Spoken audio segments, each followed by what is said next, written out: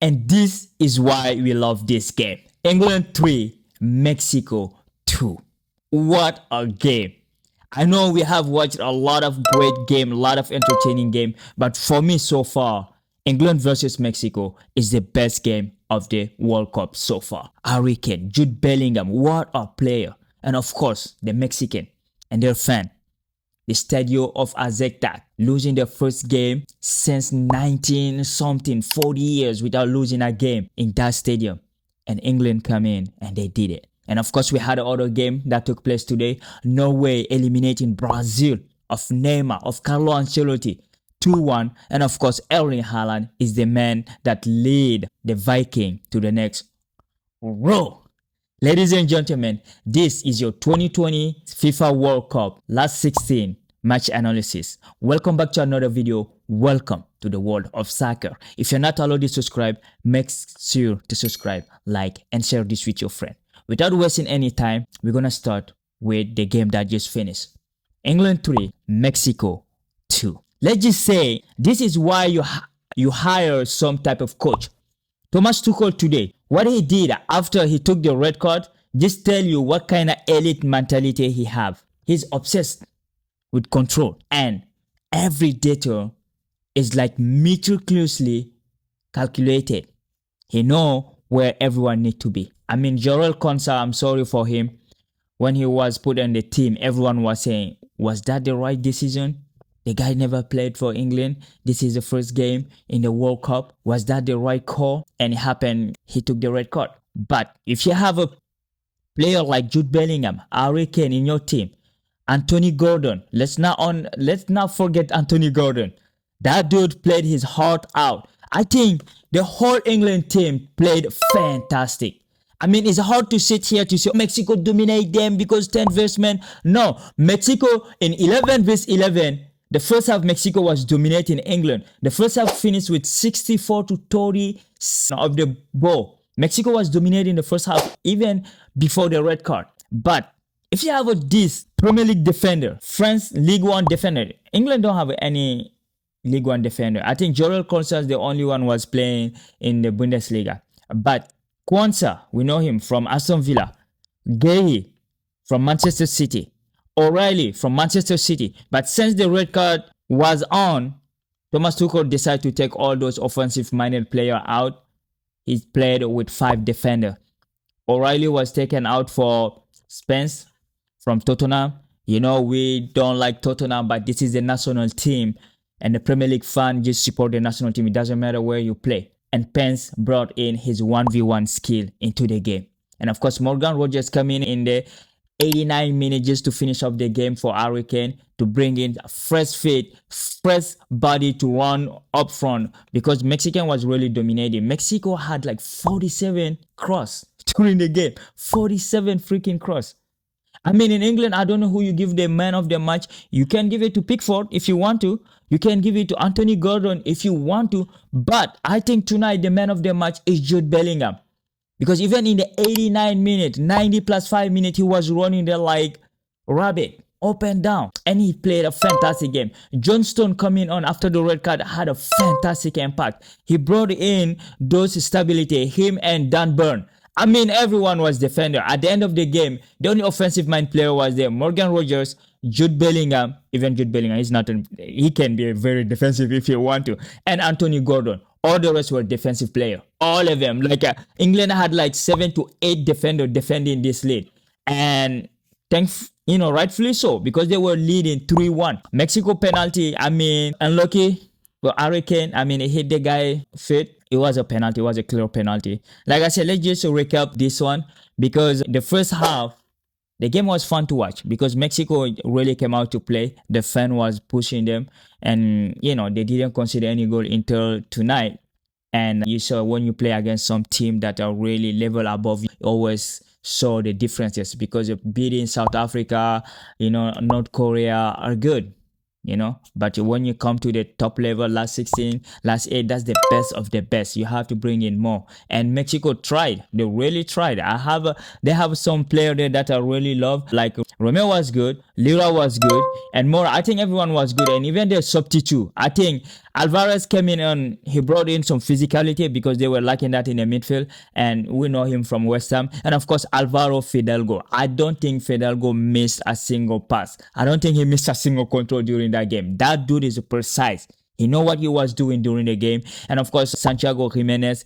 I mean, Mexico overall, you cannot blame this team for being eliminated by England because they gave everything. Look at the position. Like I say, the start is Mexico had 22 shots on England against 6. But England's 6 shots were clinical. It's a 6 shot, 5 on target, 3 goal. And Mexico is 22 shot, 5 on target, a 66% of the position, more than 465 passes. But when you play man down for the second half, most of the time, those number doesn't really matter. Like 92% pass accuracy against 83 because England was just clearing out the ball. But I think Mexican fan would be proud of their squad because they really did really good. They brought they break the curse for winning a direct elimination game, which they did in the last 32. Now in the last 16, now they're just out. It's all right. They had a really great season and their fans were fantastic. They were fantastic. If you was watching the game, the atmosphere was electrical. But overall, what I want to say is just like this team, they tested the English and the English really hold into it. Credit to Thomas Tuchel for really putting this team together. And, I think the only thing you can say, well, you took only one right back and, there were no other right back.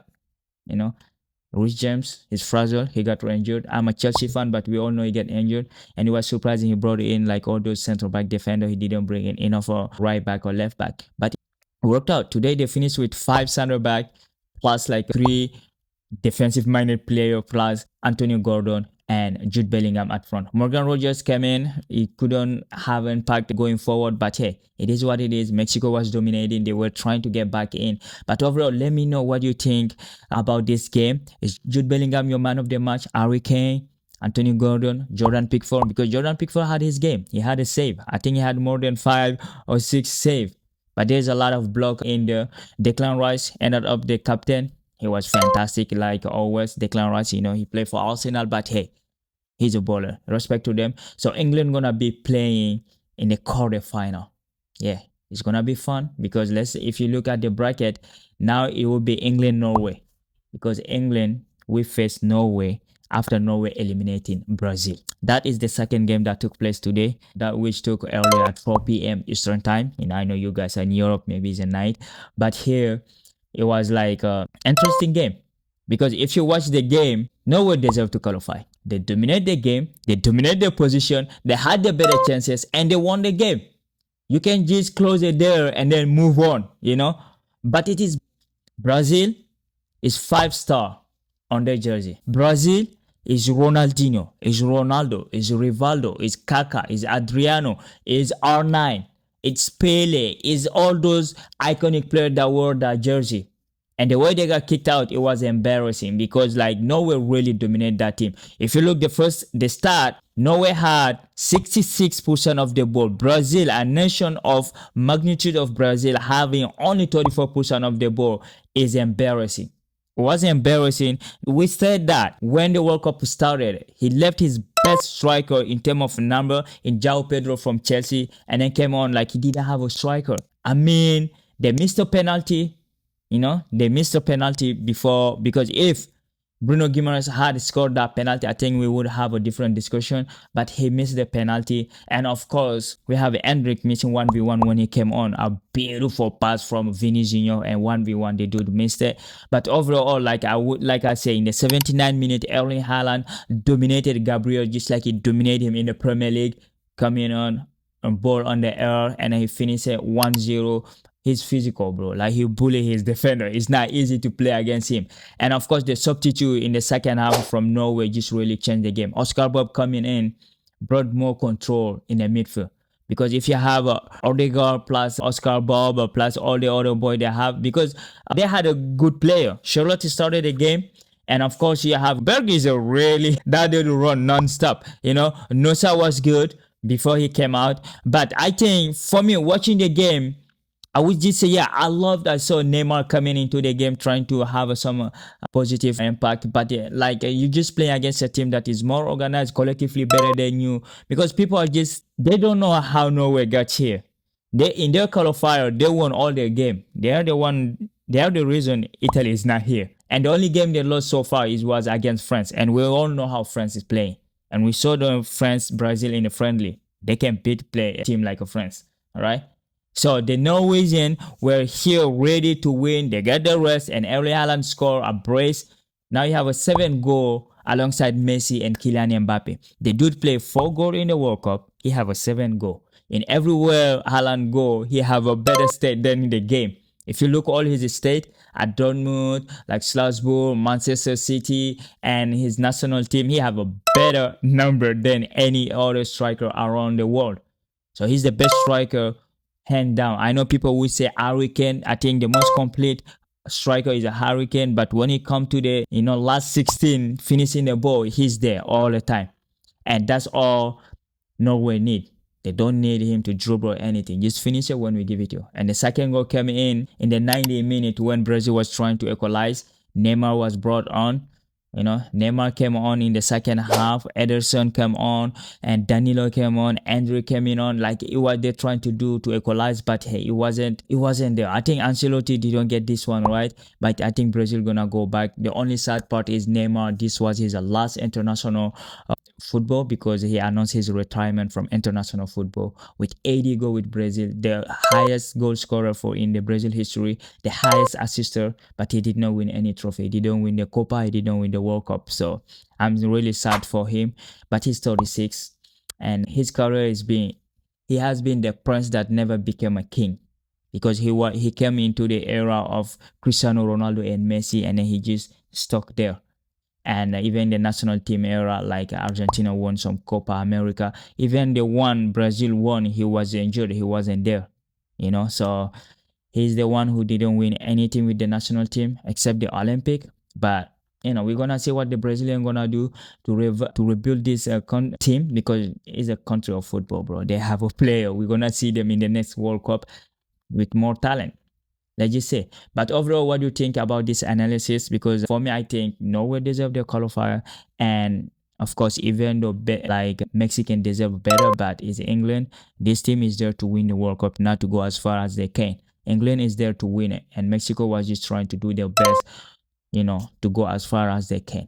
So the favorite qualify, like I said, the bracket now is open wide. We're gonna have a France Morocco, interesting. Portugal will be playing Spain tomorrow, and we're gonna have US against Belgium, because then whoever passes in those two groups will play each other. It will be Portugal, Belgium, or US or Spain. Those two. And you have a Switzerland, Colombia gonna play, and Argentina will be playing against Egypt, and of course Norway, England. So Norway, England, they are the same side as Argentina, so maybe they're gonna see each other in the semi-final. So let me know below what you think. Thank you for watching. Stay safe, stay connected. See you tomorrow. We'll be there after the US game. Peace.